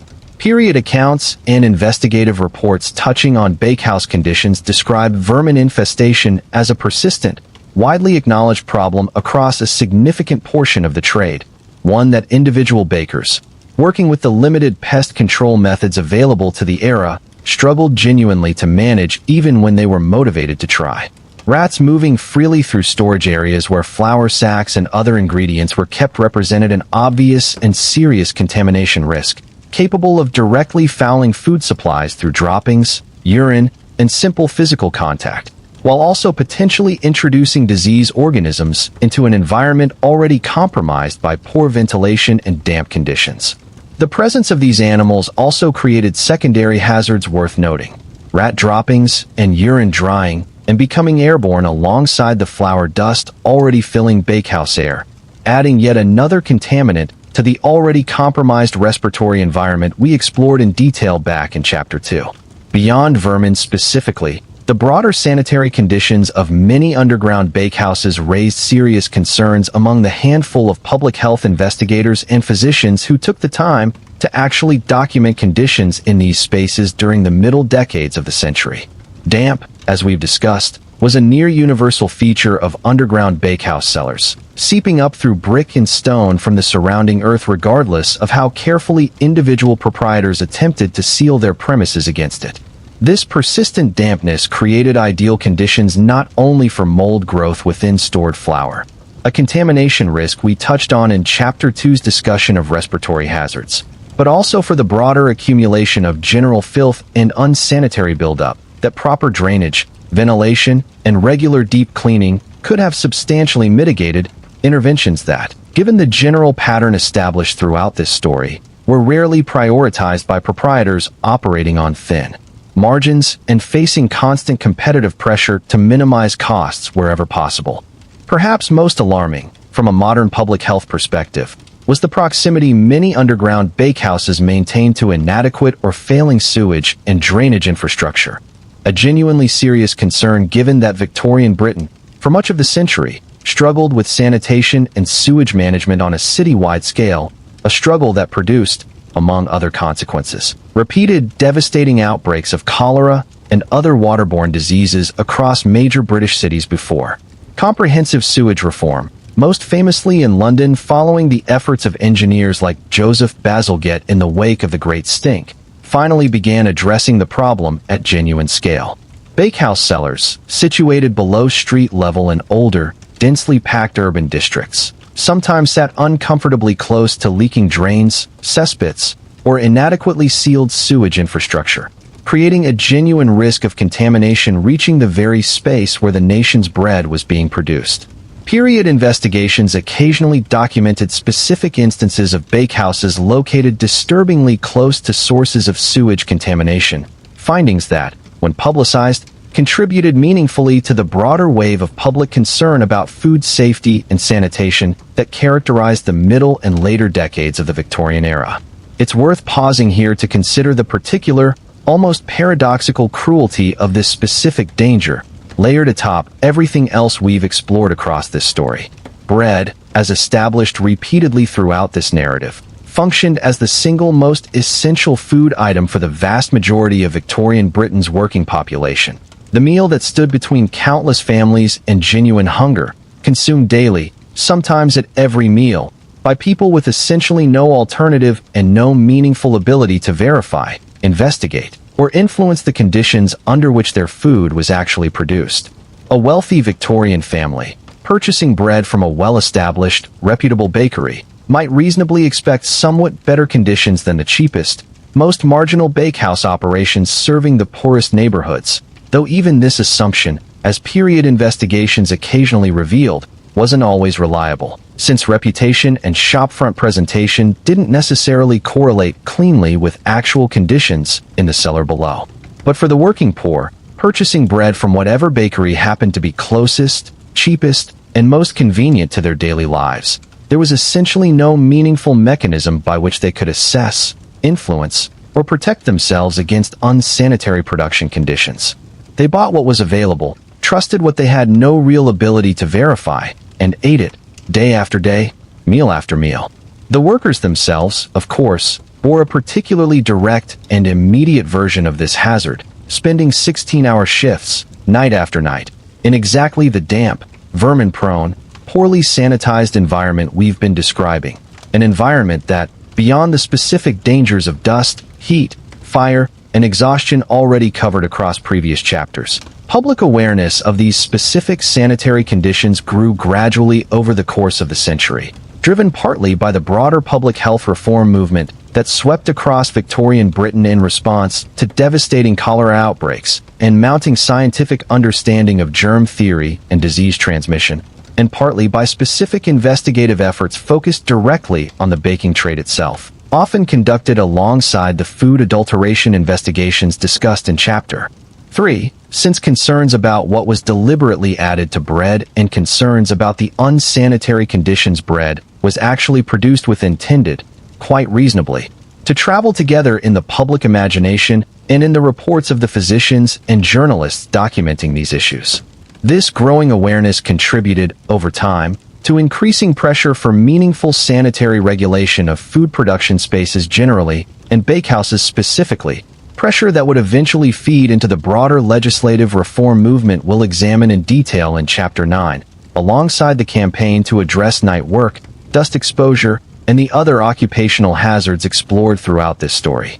Early sanitary reformers and public health advocates argued, with increasing scientific backing as the century progressed and germ theory gained wider acceptance within the medical establishment, that food production spaces required specific, enforceable minimum standards around ventilation, drainage, vermin control, and general cleanliness, standards that seem, from our modern vantage point, almost embarrassingly basic and obvious, but which represented, in their 19th century context, a genuinely significant conceptual shift away from an era in which food production had been left almost entirely to the unregulated judgment and financial incentives of individual proprietors. It's worth noting, too, that meaningful sanitary reform in this specific area lagged, in many respects, behind reform efforts targeting the more dramatic, more easily publicized dangers we've explored in earlier chapters: the fires, the burns, the mechanical accidents that produced immediate, visible, reportable harm. Unsanitary conditions, like the chronic respiratory illness discussed in Chapter 2, tended to produce their harm gradually and diffusely, through elevated rates of general illness rather than through single, dramatic, attributable incidents, which made building the kind of sustained public outrage necessary to drive legislative change considerably more difficult. It would take the broader momentum of Victorian and early 20th century public health reform, extending well beyond the baking trade specifically into comprehensive food safety and workplace sanitation standards, before bakehouse conditions specifically saw the kind of systematic, enforceable improvement that reformers had been advocating for since the middle of the century. What this chapter ultimately reveals, sitting alongside everything else we've explored across this story, is the full, staggering scope of what the underground Victorian bakehouse actually represented.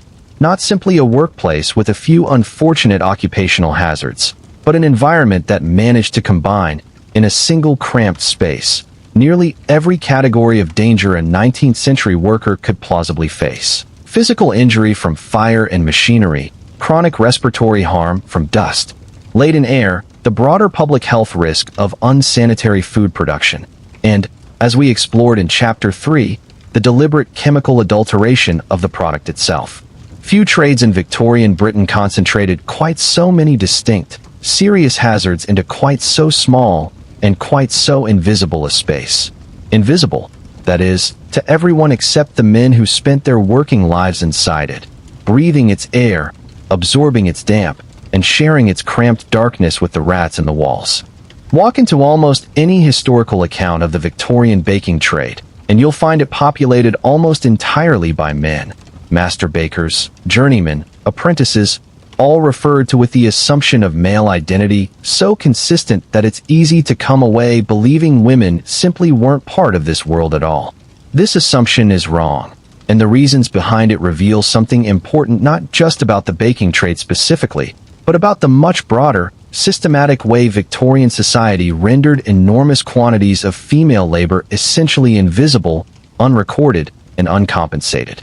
Women were present throughout the Victorian baking trade, in numbers that period record-keeping consistently failed to capture accurately, performing labor that was frequently just as demanding, just as essential to a bakery's operation, and in many cases just as hazardous as the work performed by the men whose names actually appear in trade records, census documents, and guild membership rolls. Understanding why this labor went so thoroughly uncounted requires understanding the specific legal, social, and economic position women occupied within Victorian working-class family and business life more broadly.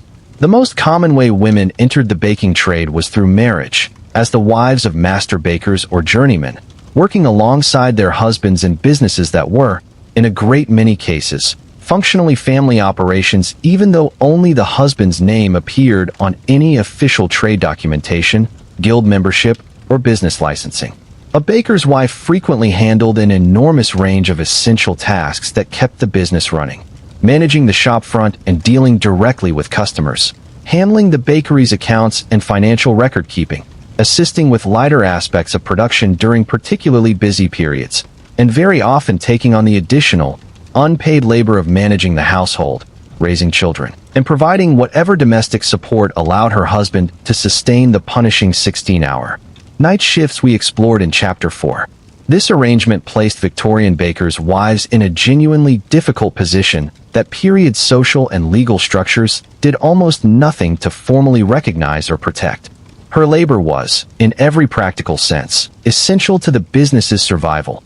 A bakery without someone reliably managing the shop front during the hours the baker himself was sleeping off an exhausting night shift, or without someone competently handling the financial side of the operation, was a bakery considerably less likely to succeed. Yet this labor carried no formal wage, no independent legal standing, and no recognition within trade records or census documentation beyond, at best, a vague notation of marital status.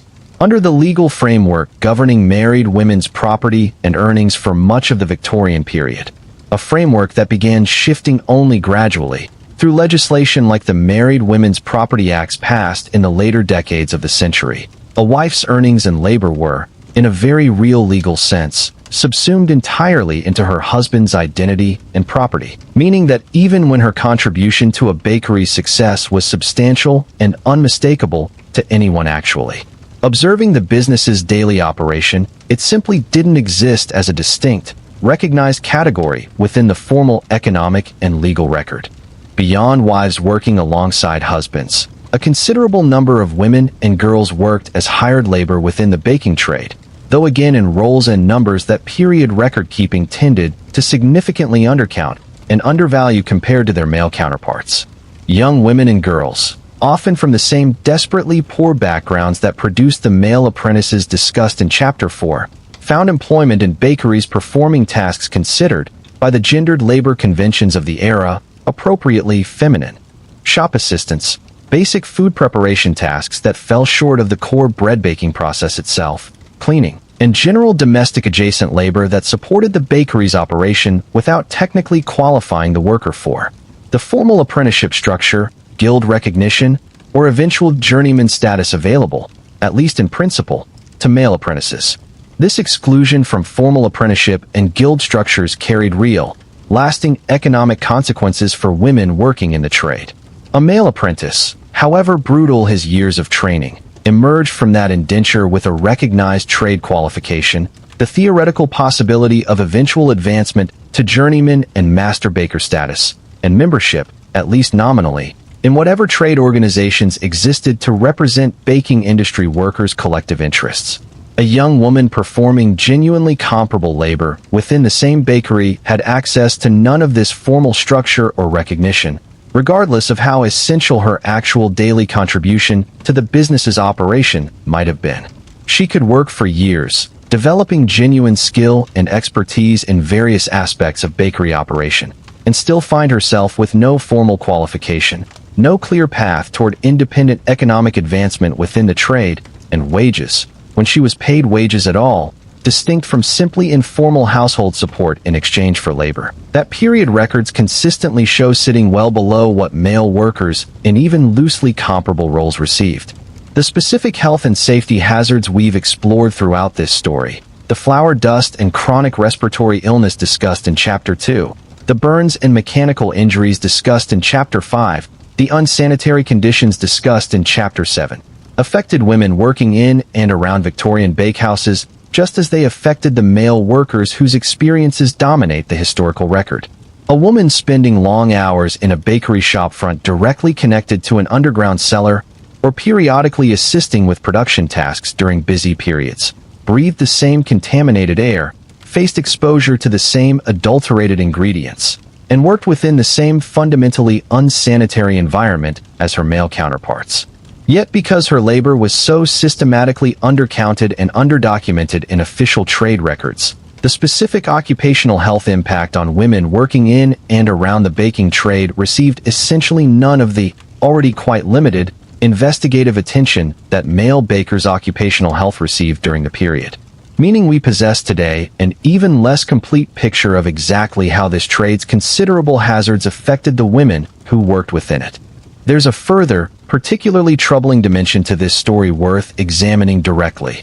The widowed baker's wife, a figure who appears with some regularity in period accounts precisely because her situation forced a temporary, partial visibility onto labor that had previously gone almost entirely unrecorded.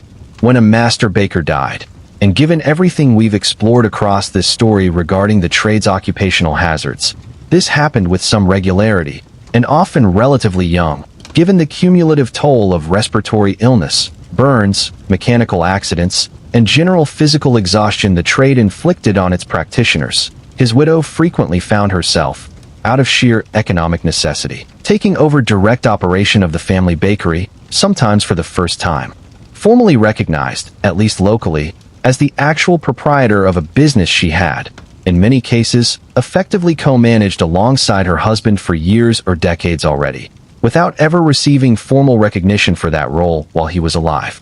These widow-operated bakeries appear with reasonable regularity across period trade directories and local records, offering us one of our few genuinely direct windows into the reality of female competence and capability within a trade that otherwise worked hard to render women's contributions invisible.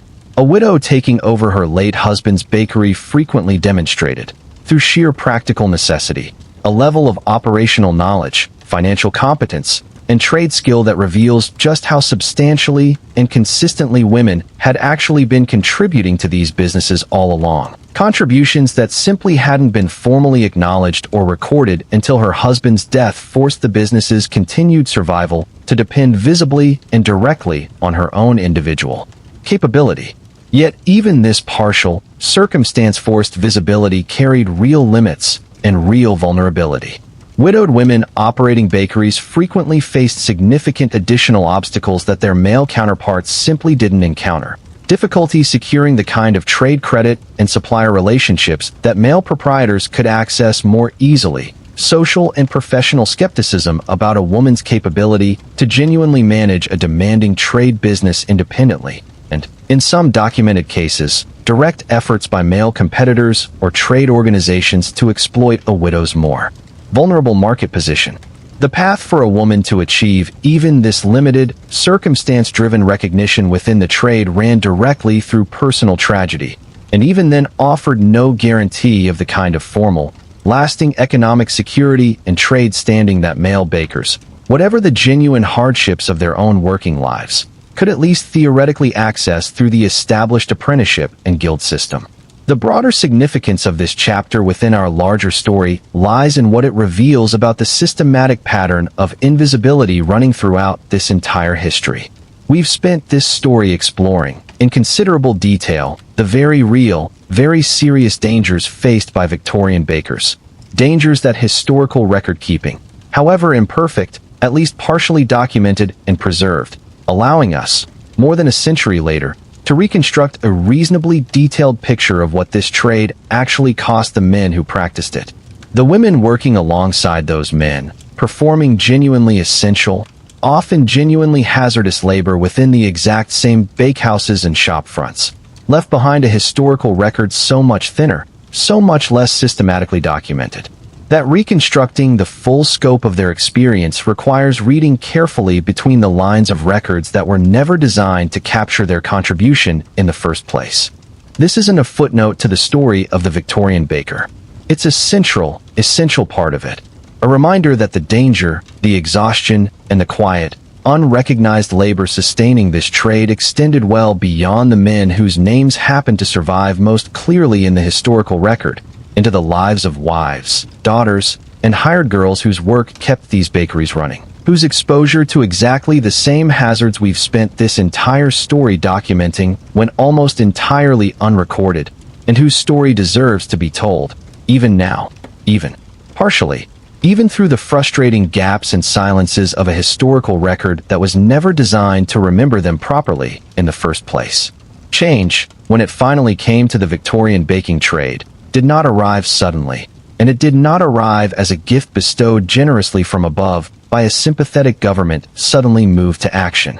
It arrived slowly, through decades of accumulated pressure, from reform-minded physicians documenting the trade's genuine occupational hazards, from journalists and investigators exposing conditions the public had preferred not to think too closely about, from the bakers themselves gradually finding the collective voice and organizational strength to demand better conditions, and eventually, through legislation that took the accumulated weight of all this pressure and translated it, imperfectly and incompletely but genuinely, into enforceable legal standards. This final chapter of our historical narrative traces that fight, the decades-long campaign to drag the underground bakehouse, quite literally in some cases, up into the light. The reform movement's earliest roots trace back to the same broader current of Victorian social investigation and public health concern that we've referenced throughout this story. The growing 19th century willingness, among a certain reform-minded segment of Victorian society, to actually look closely at the working conditions underlying the goods and services comfortable, middle-class Britain consumed without much thought, and to publish what they found.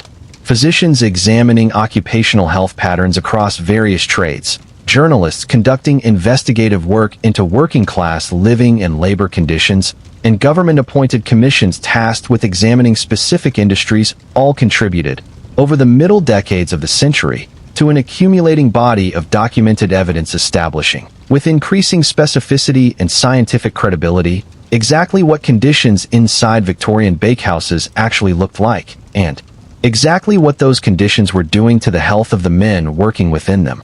This documentary and investigative work mattered enormously, because it transformed what had previously been, essentially, private knowledge confined within the trade itself. Bakers, after all, knew perfectly well what conditions they worked under, even if the broader public remained largely unaware, into public, documented fact that reform advocates could actually cite, publish, and use to build sustained political pressure for legislative change. A baker complaining about his working conditions carried, within the class structure and political dynamics of Victorian Britain, relatively limited independent political weight. A physician publishing documented clinical evidence of occupational respiratory illness among bakers, or a government commission publishing formal findings regarding bakehouse sanitary conditions, carried considerably more institutional credibility and political traction, however unfair that disparity might seem from a modern vantage point. Alongside this investigative and documentary pressure, the bakers themselves gradually developed genuine organizational capacity over the course of the middle and later decades of the 19th century, part of the broader trade union and labor organizing movement sweeping across British industry during this period. Early baking trade organizations faced particular challenges in building effective collective action, challenges that grew directly out of the very conditions we've spent this entire story documenting.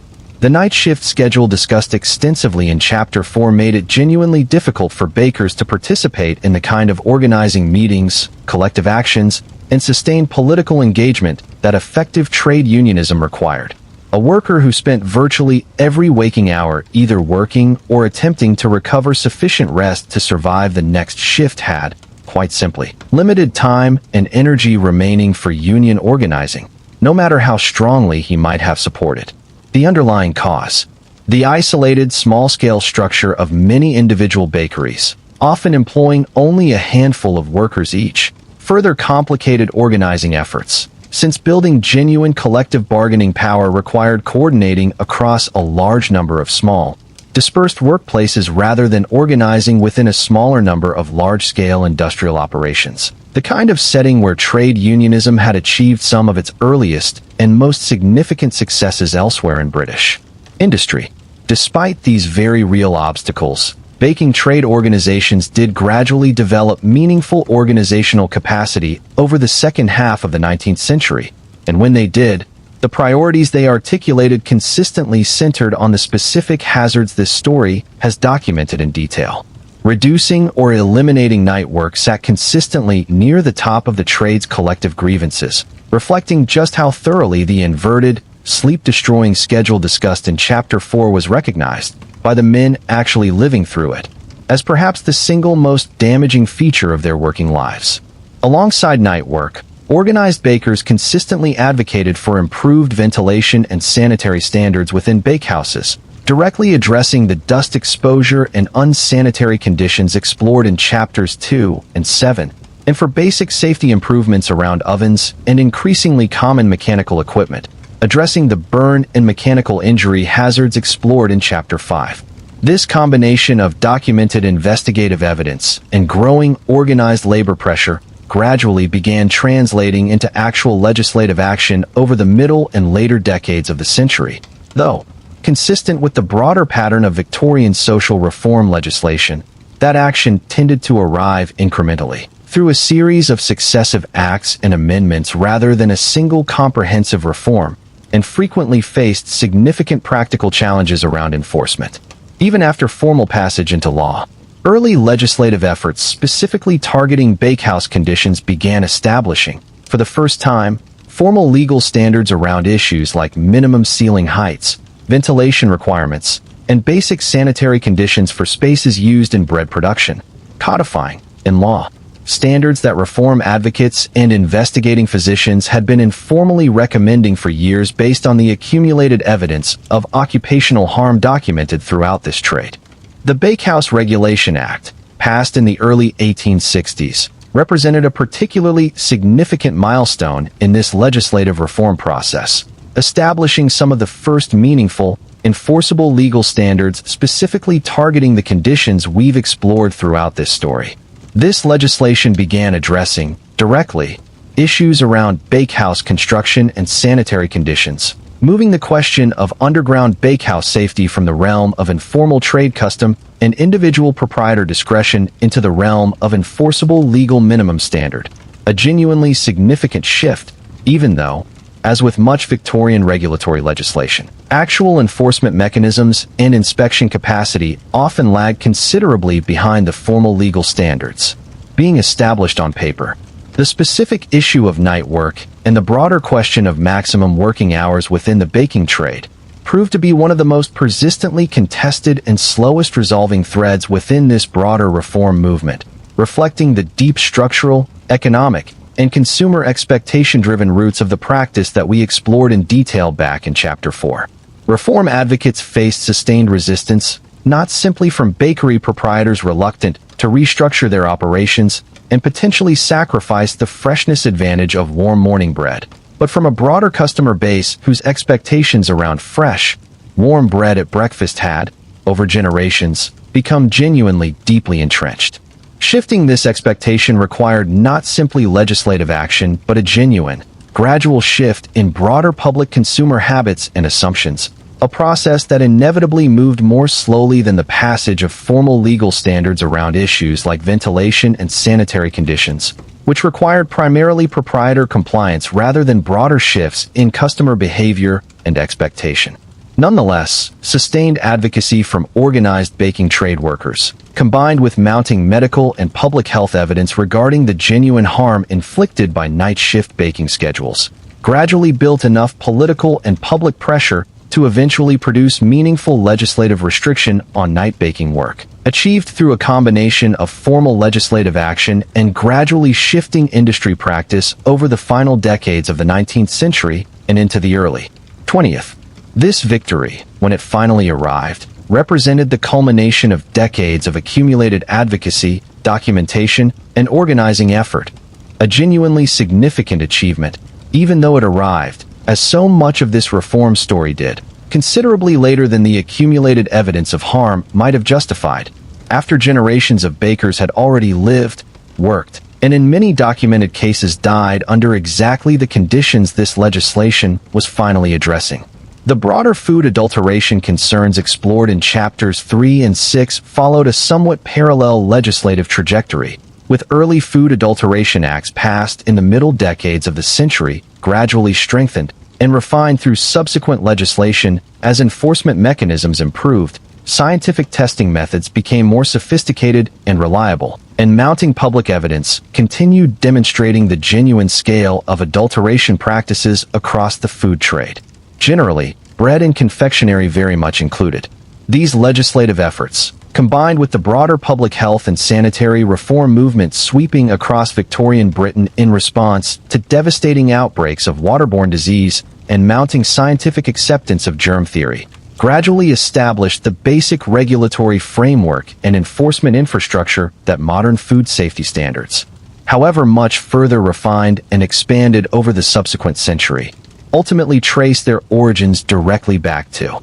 It's worth acknowledging honestly, in this final substantive chapter of our historical narrative, that this reform process, however genuinely significant and however much real, measurable improvement it eventually produced in bakehouse conditions, remained throughout deeply imperfect and frequently frustratingly incomplete.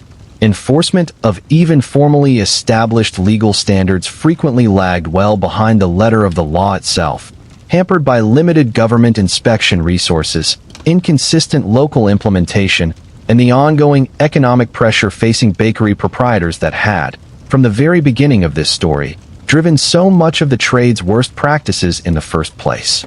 Meaningful, comprehensive improvement in bakehouse conditions across the entire trade, rather than simply among the largest, most prosperous, and most publicly visible operations most likely to actually face regulatory scrutiny, took considerably longer to achieve than the formal passage of reform legislation alone might suggest, extending well into the 20th century before the underground bakehouse, as the dominant model of British bread production, finally began its genuine, comprehensive decline.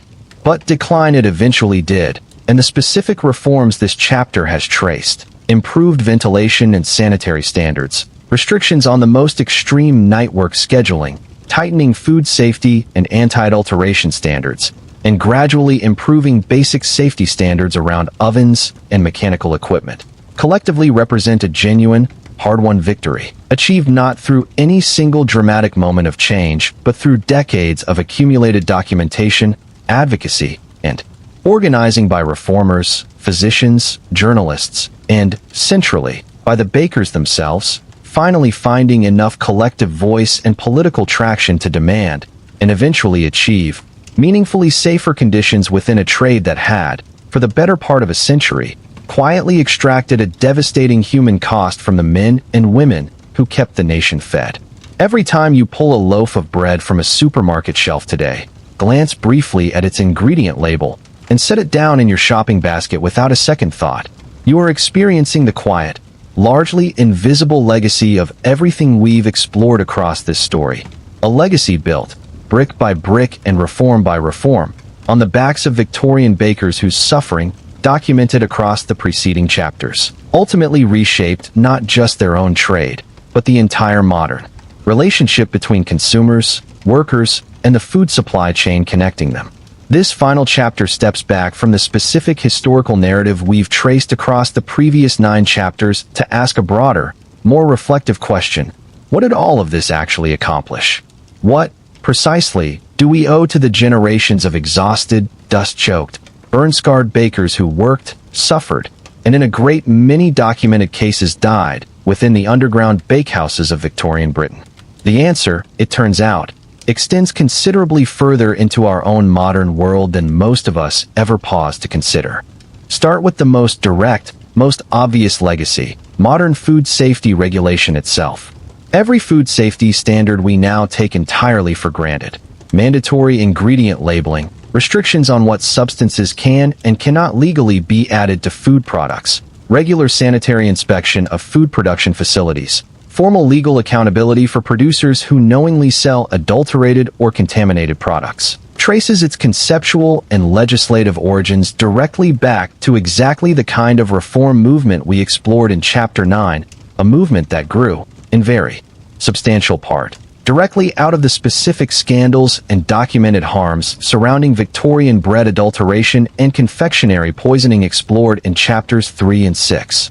The basic principle underlying all modern food safety law, that consumers have a right to trust, with reasonable confidence, that the food they purchase is what it claims to be and doesn't contain substances actively harmful to their health, simply didn't exist as an enforceable legal standard before reformers, physicians, and journalists spent decades documenting exactly how badly that trust had been betrayed across the Victorian food trade, bread very much included. The broader framework of modern workplace safety and labor law carries a similarly direct lineage back to this story. The basic concept that workers are entitled to certain minimum standards of safety, ventilation, and reasonable working hours, standards enforceable not simply through individual proprietor goodwill, but through actual legal requirement backed by government inspection and enforcement capacity, represents exactly the kind of principle that the Victorian bakehouse reform movement helped establish and normalize, alongside parallel reform efforts unfolding simultaneously across other dangerous Victorian industries. The specific hazards we've traced throughout this story, inadequate ventilation, excessive and health-damaging working hours, insufficient fire safety and emergency egress, inadequate machine guarding, all became, over the course of the reform process explored in Chapter 9, subject to formal legal standard in ways that fundamentally reshaped the relationship between British workers and the industries employing them, a reshaping that extended, over subsequent generations, into the comprehensive occupational health and safety frameworks that govern modern workplaces across virtually every industry, bread production very much included. It's worth pausing to consider, too, the more specific, occupational medicine legacy this story leaves behind. The pattern of chronic respiratory illness among bakers, documented gradually and imperfectly by 19th century physicians working without our modern understanding of occupational lung disease, ultimately contributed to the broader development of occupational medicine as a recognized medical specialty, a field dedicated specifically to understanding and addressing the ways particular trades and working environments produce particular, identifiable patterns of illness and injury among the workers exposed to them. The specific condition we now recognize as baker's lung, discussed in detail in Chapter 2, remains a documented, clinically recognized occupational illness within modern medicine, a direct clinical descendant of the pattern 19th century physicians first began, however imperfectly, to notice and document among the bakers they treated. Modern flour milling and bakery ventilation standards, requiring dust extraction systems and air quality monitoring that would have seemed almost unimaginably luxurious to a Victorian baker working in a sealed, unventilated underground cellar, exist directly because of the accumulated occupational health evidence this story has traced. There's a broader, more conceptual legacy worth reflecting on as well, one that extends beyond specific regulatory or medical developments into something closer to a fundamental shift in how we think about the relationship between everyday consumer goods and the labor required to produce them. The Victorian bakehouse reform movement represents one of the earliest, clearest examples of a pattern that has recurred repeatedly across the subsequent century and a half of industrial and post-industrial history. The gradual, often difficult process of making visible, and therefore actionable, forms of labor and harm that a comfortable consuming public had previously found it convenient not to think about too closely. Just as reformers had to work to expose exactly what was happening beneath the street in Victorian bakehouses, subsequent generations of labor and consumer advocates have repeatedly had to perform this same basic work across a whole range of industries, making visible the conditions under which our clothing, our electronics, our food, and countless other everyday products are actually produced, conditions that remain, in every era including our own, often deliberately or incidentally obscured from the end consumer who benefits from the final product without necessarily understanding or confronting its actual cost of production. This is, perhaps, the single most valuable and most enduringly relevant insight this entire historical narrative offers us today. Danger and exploitation in industrial labor rarely announce themselves clearly to the people benefiting from that labor's output. The Victorian public bought their morning bread from clean, pleasant shop fronts, genuinely unaware, for the most part, of exactly what conditions that bread had emerged from just a few feet below the pavement they walked across daily. This wasn't necessarily willful ignorance or deliberate moral indifference on the part of individual consumers. It reflects, instead, something closer to a structural feature of complex industrial economies generally, where the distance between production and consumption, between the worker and the beneficiary of that worker's labor, creates natural, often unintentional blind spots that require deliberate, sustained effort to illuminate and address. The story of the Victorian baker asks us, implicitly, to consider where exactly those blind spots might exist within our own contemporary consumption patterns. What labor, what conditions, what quiet, unglamorous harm might be sitting, essentially invisible, just beneath the polished, convenient surface of the everyday products we purchase without a second thought.